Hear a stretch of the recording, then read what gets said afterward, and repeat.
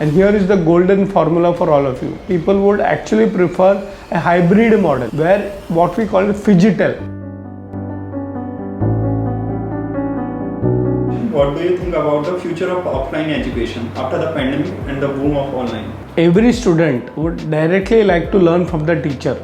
Even though you are an Eklavya, you would like to be like an Arjuna.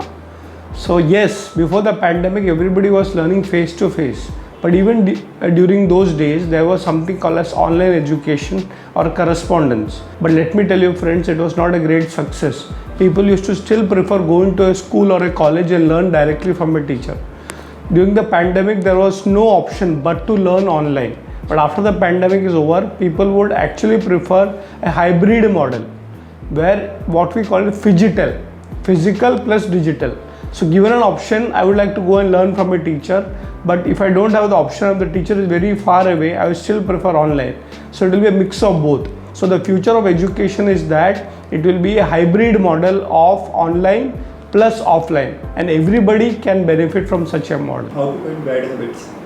The first question to ask is that how did you create bad habits? So bad habits is also created by practice, and leaving the bad habits is also a matter of practice. So let me tell you, if you have one bad habit, you got addicted to it because somebody introduced that to you, and slowly over a period of a time it became your nature. So how do you do that? Reverse it.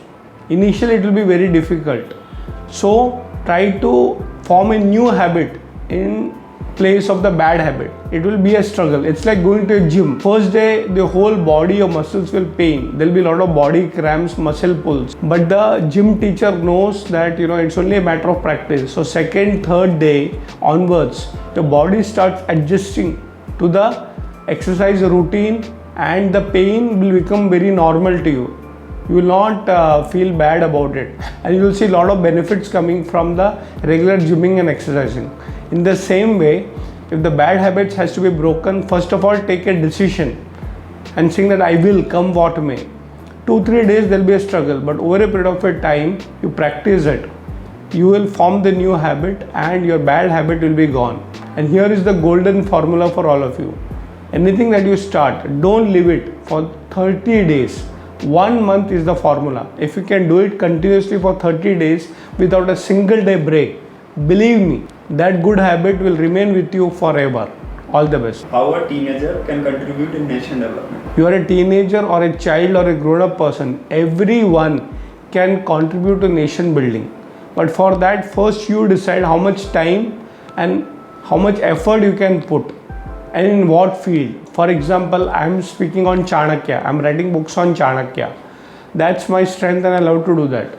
So through that I am building a nation. So a teenager today can also start YouTube channels. Yes, today we have so many young boys and girls starting YouTube channels. But use it for a good purpose, not just for fame and glory or for popularity. The second thing you can do, because teenagers usually are in the phase of their life when they're studying. Whatever you study, whatever you come to know, try to share it with others. The other thing is that get into some leadership activity. Suppose you are in a school, college or a society, organize some good events for nation building. For example, apart from 26th January and 15th of August, you can even organize maybe some social service activity. Get them together, you be the leader, and slowly people recognize you and you can contribute to nation building. The last thing and the most important thing teenagers should do is 1 hour every day. Study about your own nation, maybe on YouTube, on various other platforms, or reading a book, which is the best. If you read more, you will automatically understand the glory of your country and you will become patriotic. So 1 hour commitment to studying your country and its great history will help you to become more patriotic and contribute in wherever and whichever field you are. I love entrepreneurship, but my parents are forcing me to do law. So nothing wrong in studying law, but don't forget your dream of becoming an entrepreneur. Remember, your parents' generation was a generation where everybody studied only to get a job. But in the current generation, people don't want jobs. They want to experiment and innovate and work with their ideas. So my suggestion is that study law. It will be always helpful for you.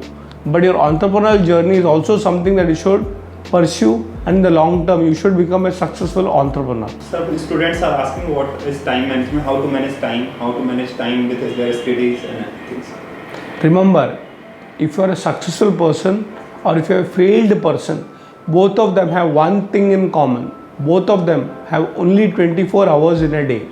So the successful people know how to manage the 24 hours, and the not so successful people do not know how to manage their time. So here are 3 tips for time management. First, understand what is your basic role. If you are a student, at least 8 hours a day you should focus on studying. If you are a professional, if you are working somewhere, already the company will tell you to work for 8 hours. So understand your major duty. As a student, as a professional, you have to work on that particular field. But remember, there are another 8 hours you will require for sleeping, resting and exercising.